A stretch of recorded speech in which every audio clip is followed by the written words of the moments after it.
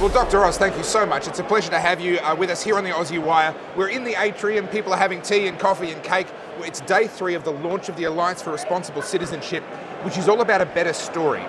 You've given 3 days of your life to be here. You're a busy man, you're a popular man, there's many other things you could be doing. What did you see in this that made you go, I'm going to spend my time there? So it's not just having a better story, it's making sure that story resonates with people in a way that changes the social fabric. Okay. And the big message, and I think where the story that we have had for 2,000 years got changed and not for the better, is a belief that it was all about freedom. And freedom sounds great. Okay. Right?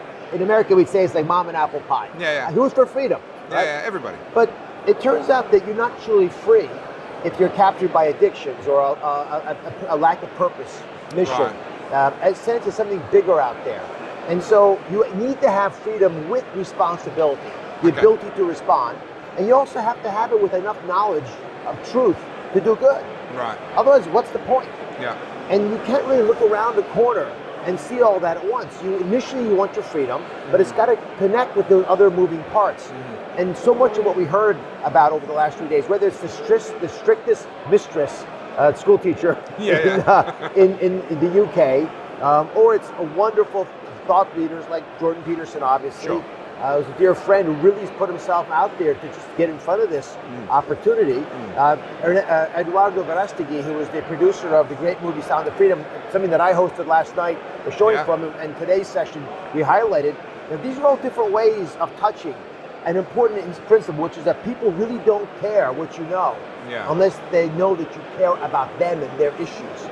And so many people around the world, not just English-speaking countries, it's true all over the planet. Yeah. My show airs in 118 countries. Yeah, goodness. So I get to travel quite a bit, including quite a few times to Sydney, but also anywhere I go, it's the same basic story. In Singapore, Beijing, and New York, and Moscow. Folks need to understand emotionally why this matters. Yeah. And so to have a better story, we need to connect to it. What's the better story, in my opinion? A lot of it's about faith. That there's something out there beyond you. Recognizing that you do have a God. It could be you, which is the default for a lot of people. I think that's a misguided place to put your confidence. I think you should think carefully about the fact that for at least 10,000 years, and we know that because of the ruins in southern Turkey, Göbekli Tepe, the Potbelly Hill translated area, they were 12,000 years ago praying to these tea temples, probably because it was the first time they could actually do something that made them feel they were connecting with something big out there. And that gave them confidence to harvest agriculture and tame animals and start doing animal husbandry, the things that allowed civilization to prosper.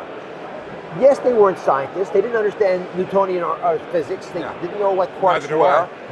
Most people watching don't. But what they did do was think about the big questions.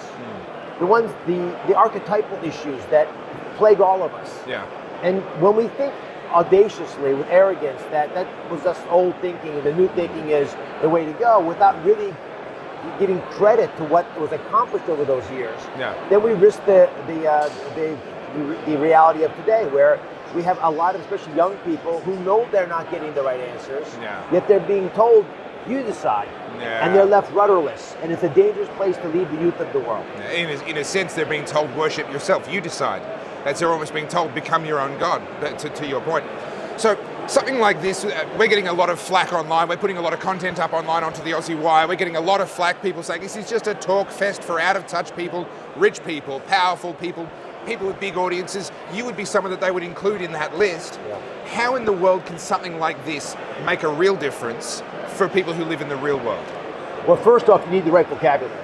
Right. In medicine, I need the anatomy. Before I can fix the heart, I'm a heart surgeon, I actually have to understand the structures. Sure. Too often we understand bits and pieces of the puzzle, or we get angered by media that's giving us a polemic, a one-sided perspective of what's going down. So it does help all of us to be able to talk to people who disagree with us, maybe, or have different ways of thinking what we think, but can help us make that idea a bit larger in our own heads. But I have zero interest in sitting here and celebrating with other people about stuff that's not going to change the world. What's the point? I'd rather go home, lie in a hammock, and read a book. So I believe there are examples at this conference, even today, where that's happened. I'll give you 2 concrete ones. The role of art in modern society is often made secondary. If we talk about STEM, right? Science, technology, engineering, math. It's actually STEAM. S-T-E-A, the A stands for art. Okay. And you need art because it centers us. So much of what we discovered in science comes from our belief that was first created by an art form. I'm a heart surgeon. As I mentioned, nothing about what I do would have been possible if I didn't have the artistry of surgery as a possibility. Right. Even Einstein's basic idea about relativity, that the particles and waves combined, came from impressionistic painting. Yeah. So art's critical. So that's a very important breakthrough. That don't think arrogantly that science has all the answers. Recognize that our written history, our oral history matters, and our art forms matter. Sure. The second, just concrete example, this movie that I was blessed to be involved with 4 years ago that got stuck. Yeah. Called Sound of Freedom. It's the number one movie in the summer in the United States on July 4th weekend, which is crazy. It beat out Indiana Jones, beat out other massive blockbuster Mission films. Impossible. Beat out Mission Impossible. I mean, it's an incredible Why? blockbuster. It's about child sex trafficking. What a painful topic. We have more of it now than ever before. Number one consumer of the United States, number one producer, Mexico, Latin America. Yeah. Now, what was really cool about this movie is that despite the fact that all the people in the know said, no, it can't happen, they released it, it thrived, and it forces us to confront something we don't want to look at. Yeah. Why do you make dark movies? To shine a light on that vacuum, that abyss of blackness, and make sure that by bringing light to it, we can actually allow it to be treated. The first thing we do in the operating room is bring a light over the wound to see better. And so we have opportunities to create movements, but to do that, you have to connect with people viscerally. This movie does that. I encourage everyone watching right now, yes, you can complain about the conference, complain about where you live, but fix yourself. Yeah. That's the big message. Start with yourself. Use the tools that were generated at this conference. Meanwhile, start rowing the oars. Yeah. Get in a boat. Yeah. Figure out the where you want to go and start making that trip, because you'll feel more fulfilled. And with that kind of freedom, you'll actually enjoy it. That's one of the things I'm really appreciating. I came in here optimistic that this was going to be an amazing conference, but also still journalistic and wanting to have a realistic look at what I was seeing. And I've got to be honest, I've actually really liked what I've seen over the last 2.5 days, and in particular, a real focus not on we up here on the stage have the solutions and we'll tell you what to do. It's been a real focus on you all have solutions for your communities. You get off your backside and start rowing the boat. So can you tell me a little bit, because you embody this yourself, can you tell me a little bit about what you're doing? What's the boat that you're rowing? So my whole purpose is longevity. Okay. But it starts when you're young. So we have a children's foundation called Health Corps. It's based on the principle of the Peace Corps.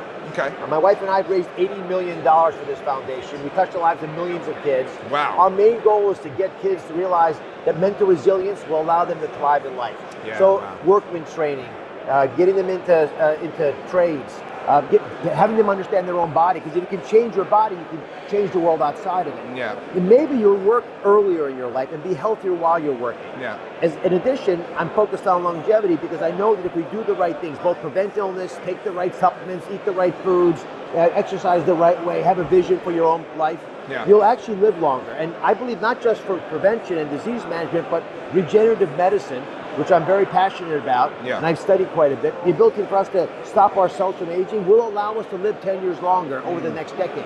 Think about that. We will live longer than the years coming up in front of us. So what are you going to do with that decade? And let me give you a number that'll blow your mind.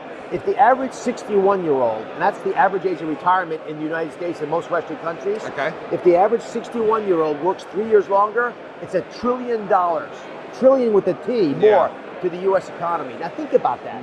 With $1 trillion extra money, we dramatically cut the budget. We can fund Social Security and welfare programs around the world. So let's get people to work a couple years longer by making their jobs more joyous, giving them a mission, more purpose, allowing them to live longer, and spend a little bit of that time helping humanity. What's the impact, and this is a question without notice, feel free to send me away, but what's the impact of retirement on life expectancy? I've heard things before that indicate retirement is terrible for your life expectancy. I don't think retirement is a good health move. Right. If you hate your job, find a hobby. Right. You don't have to go work, in a position you don't enjoy, but ideally, find a job you love, change the job you have into one that you enjoy. It brings social connection with community. You then have the ability to have a bunch of additional benefits, but then most importantly, you have a purpose. You get up in the morning, there's some structure to your life, and you have that structure with people you care about. Yeah, fantastic. Now you're actually, some of the people that are behind the ARC concept and the ARC conference. I don't know how involved you've been personally. But if ARC becomes everything that it could be, everything that you would hope it to become, what would be the impact of it?